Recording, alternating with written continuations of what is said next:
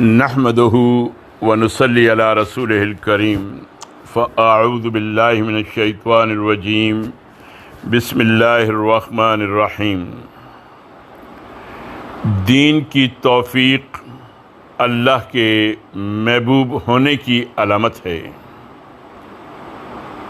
یہ ہے اس مضمون کا عنوان جس کا آج ہم اس نشست میں مطالعہ کریں گے۔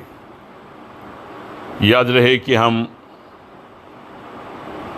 یوسف اصلاحی صاحب کے مضامین کا مطالعہ تسلسل سے کر رہے ہیں۔ مولانا لکھتے ہیں کہ اللہ نے آپ کو خوش مزاج، خوش خصال اور اچھی عادتوں والا بنایا ہے۔ آپ کی مجلس میں بیٹھ کر لوگ مسرت اور فرحت محسوس کرتے ہیں، آپ کی رفاقت اور صحبت کو پسند کرتے ہیں۔ یقیناً یہ اللہ کا آپ پر بہت بڑا کرم اور احسان ہے۔ اچھی عادتیں، نیک خصلتیں اور خوش مزاجی اللہ کی بڑی پسندیدہ نعمتیں ہیں۔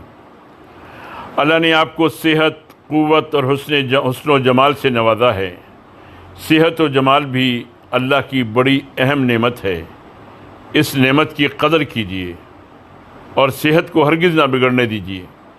ایک بار جب صحت بگڑ جاتی ہے تو پھر بڑی مشکل سے سنبھلتی ہے اور زندگی بوجھ محسوس ہوتی ہے۔ صحت کا خیال رکھنے اور اپنے اوقات کار اور محنت و مشقت کا ایسا نظام العمل بنائیے کہ زندگی کے کام بھی انجام پاتے رہیں اور صحت کا حق بھی ادا ہوتا رہے۔ صحت اچھی ہو تو عمر کا آخری حصہ بالخصوص بہت سکون سے گزرتا ہے اور آدمی تا دیر زندگی سے لطف اندوز رہتا ہے اور خوش و خرم زندگی گزارتا ہے۔ اللہ نے آپ کو خوشحال بنایا ہے، مال و دولت سے نوازا ہے، روزی اور وسائل حیات کی فراوانی بخشی ہے۔ یقیناً یہ بھی اللہ کا بہت بڑا انعام ہے۔ مال کو اللہ نے فضل اور خیر سے تعبیر کیا ہے اور قرآن نے اس کو قیام حیات کہا ہے۔ قوام یا قیام اس رقیق کو کہتے ہیں جس پر کسی چیز کی بقا کا دار و مدار ہو۔ یقیناً مال کی حیثیت زندگی کے لیے قوام ہی کسی ہے۔ اس کی قدر کیجیے اور یاد رکھیے کہ اس کا اصل مالک وہ اللہ ہے جس نے آپ کو مال عطا فرمایا ہے۔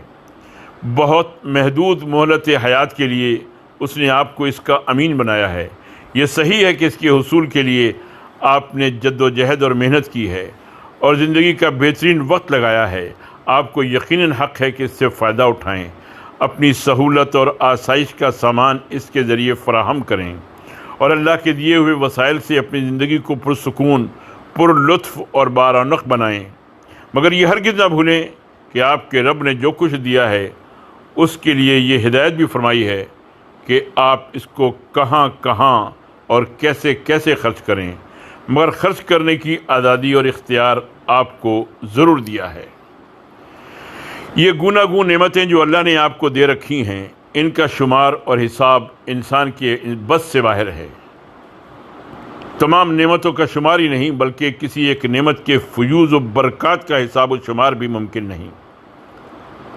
سورہ ابراہیم میں ارشاد ہے آیت نمبر 14 میں وَإِن تَعُدُّوا نِعْمَةَ اللَّهِ لَا تُحْصُوهَا، اور اگر تم اللہ کی نعمتوں کا شمار کرنا چاہو تو نہیں کر سکتے۔ یہ حسین و جمیل جسم، اس کی دلکش اور حیرت انگیز ساخت، دیکھنے، سننے، سونگھنے، چکھنے اور چھونے کی زبردست قوتیں، دل و دماغ کی بے پناہ صلاحیتیں، گوناگون جذبات و احساسات، بے حد و حساب اخلاقی اوصاف اور جسم و جان کی بے پناہ توانائیاں، ان میں سے ایک ایک قوت انسان کو حیران کر دینے والی ہے۔ ان نعمتوں کا تقاضا ہے کہ بندہ اللہ کا شکر ادا کرے اور ناشکری کی زندگی ہرگز نہ گزارے۔ دنیا کی نعمتوں کا ذکر کرتے ہوئے اللہ کے رسول نے ایک عجیب و غریب بات فرمائی ہے کہ سنتے ہی آدمی چھٹک جائے اور رک کر کچھ سوچنے اور فیصلہ کرنے پر مجبور ہو جائے۔ اللہ تعالیٰ دنیا اس کو بھی دیتا ہے جس سے محبت کرتا ہے اور اس کو بھی دیتا ہے جس سے محبت نہیں کرتا، مگر دین صرف اسی کو دیتا ہے جس سے محبت کرتا ہے۔ پھر آپ نے دین اور دیندارانہ زندگی کے چند اوصاف اور علامتیں بیان فرمائی ہیں۔ آپ صلی اللہ علیہ وسلم نے فرمایا، مسند احمد کی حدیث، اللہ تعالیٰ نے تمہارے درمیان اخلاق و عادات کی تقسیم کر دی ہے جس طرح کہ اس نے تمہارے درمیان روزی کی تقسیم کر دی ہے، اور یہ حقیقت ہے کہ اللہ تعالیٰ دنیا اس کو بھی دیتا ہے جس سے محبت نہیں کرتا، پس سمجھ لو کہ جس کو دین دیا گیا ہے وہ اللہ کا محبوب ہے۔ اللہ تعالیٰ نے اپنی حکمت اور مصلحت کے تحت کسی کو نہایت اچھے اخلاق اور اچھی عادتیں عطا فرمائی ہیں اور کسی کو ان سے محروم رکھا ہے۔ اس طرح کسی کو دولت کی فراوانی اور خوشحالی سے نوازا ہے اور کسی کو تنگی اور اسرت میں رکھا ہے۔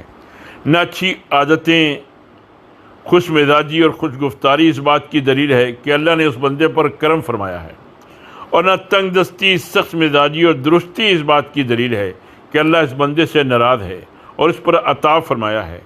دنیا میں ان چیزوں کی تقسیم کی بنیاد اللہ کی رحمت اور اللہ کا غضب نہیں ہے، بلکہ یہ تو آزمائش کے ذرائع ہیں۔ کسی کو قوت و شجاعت، سخت گیری اور سخت مزاجی دے کر آزماتا ہے، کسی کو نرم مزاج اور کمزور بنا کر آزماتا ہے، کسی کو دولت، خوشحالی اور اقتدار دے کر آزماتا ہے، اور کسی کو تنگ دستی، بدحالی اور مظلومیت میں رکھ کر آزماتا ہے۔ یہ صرف آزمائش کے ذرائع ہیں، یہ ہرگز اللہ کی محبت اور پسندیدگی کی دلیلیں اور علامتیں نہیں ہیں۔ اگر یہ جاننا ہو کہ کون اللہ تعالیٰ کا پسندیدہ، مطلوب اور محبوب بندہ ہے اور کون اللہ تعالیٰ کا ناپسندیدہ اور راندہ درگاہ بندہ ہے، تو اس کی بنیاد اور قطعی علامت صرف دینی شعور اور دیندارانہ زندگی کی توفیق ہے۔ جب آپ کسی بندے کو دیکھیں کہ وہ دین پر عمل کر رہا ہے اور دیندارانہ زندگی گزار رہا ہے، یقین کر لیں کہ اس پر اللہ کی رحمت ہے، یہ اللہ کا محبوب اور مطلوب بندہ ہے۔ اور جب کسی شخص کو دیکھیں کہ وہ دین سے محروم ہے، بے دینی یا بد دینی کی زندگی گزار رہا ہے، دینی شعور سے عاری ہے، تو سمجھ لیجئے کہ وہ اللہ تعالیٰ کا مطلوب اور پسندیدہ بندہ نہیں ہے، وہ اللہ کے غضب میں گرفتار ہے۔ محض عادات و خصائل اور دولت کی کثرت اور خوشحالی ہرگز اس بات کی علامت نہیں ہے کہ اللہ نے اس بندے کو اپنے کرم سے نوازا ہے۔ اگر وہ دین اور دینی شعور سے محروم ہے تو سمجھ لیجئے کہ اللہ نے اس کو ڈھیل دے رکھی ہے تاکہ وہ اپنے گناہوں اور سرکشیوں کا ڈول اچھی طرح بھر لے۔ یہ قوت، وسائل، دولت، اقتدار اور خوشحالی ہرگز اللہ کی عنایت اور رحمت کی دلیل نہیں ہے، بلکہ اللہ اس بندے پر اپنی حجت پوری کر رہا ہے کہ میدان حشر میں اس کے پاس کوئی عذر نہ رہے، اور ان وسائل سے وہ گمراہی میں جہاں تک جا سکتا ہو جائے اور دل کے ارمان پورے کر لے۔ اس لیے کہ دنیا میں اللہ تعالیٰ کسی کو زبردستی ہدایت کی راہ پر نہیں لگاتا، بلکہ آزماتا ہے، اور آزمائش کے لیے وہ اپنی حکمت کے تحت ہر طرح کے ذرائع فراہم کرتا ہے۔ اسی طرح غربت، تنگ دستی، خستہ حالی، کمزوری اور مظلومیت بھی لازماً اس بات کی دلیل نہیں ہے کہ اس بندے پر اللہ تعالیٰ کا عطاب ہے، وہ اللہ کے غضب میں گرفتار ہے اور اس کا رب اس سے ناراض ہے۔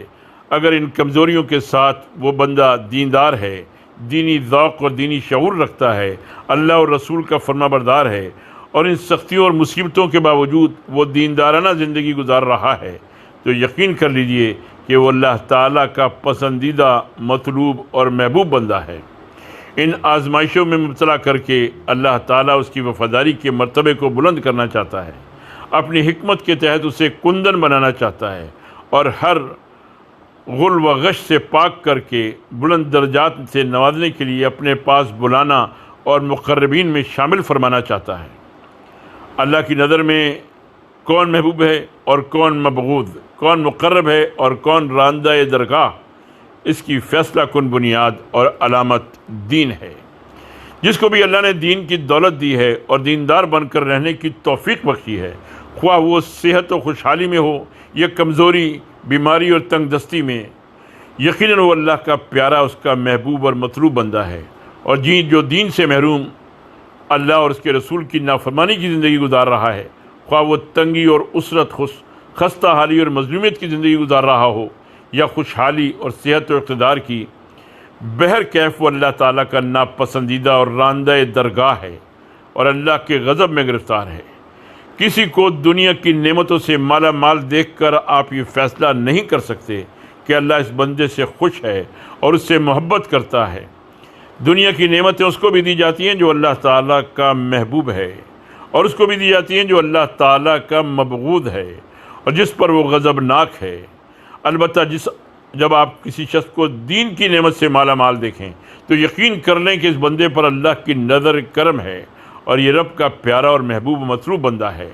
انسان کی سعادت کی معراج اور اس کی طلب اور آرزو کی منتہا یہی ہو سکتی ہے کہ وہ اپنے رب کا محبوب اور مطلوب بندہ بن جائے، اللہ اس سے پیار کرنے لگے اور اپنے پیارے بندوں میں شامل فرمائے۔